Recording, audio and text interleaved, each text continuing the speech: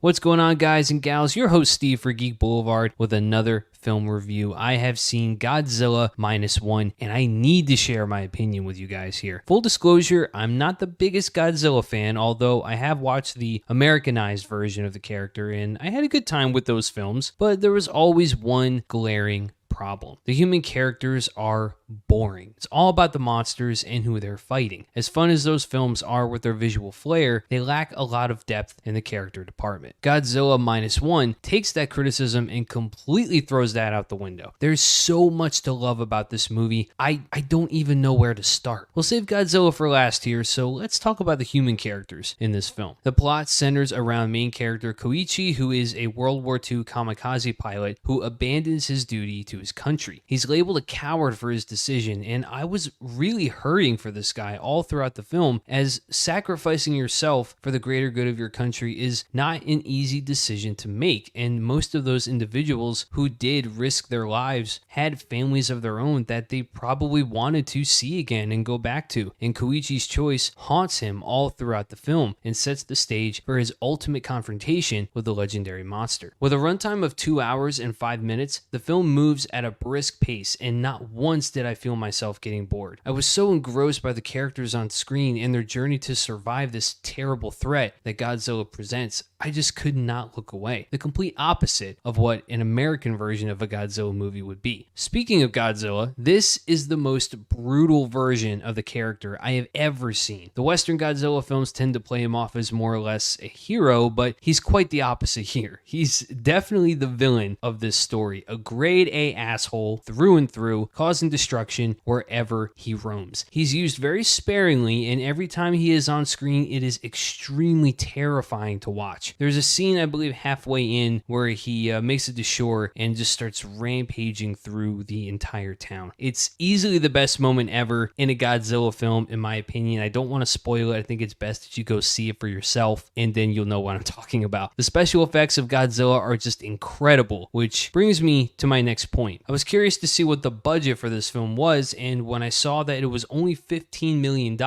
I was in just complete disbelief. Now, just for comparison, the Marvels had a budget of over $200 million and looked significantly worse. That is the world that we live in today. I honestly don't have any negatives about this film. The cast is great, the special effects are great, the story is emotional and impactful. Godzilla is a terrifying force of nature, the likes of which I have never seen on screen before. I have to give Godzilla -1 5 out of 5 stars. But what I want to know is, what did you guys think of Godzilla -1? Did you see it yet? Is it your top film of 2023? Let me know down in the comments below. If you like this video, be sure to give it a thumbs up and sub to the channel. Tick the bell so you can always be notified when a new video drops. Until next time, folks, keep it classy and keep it geeky.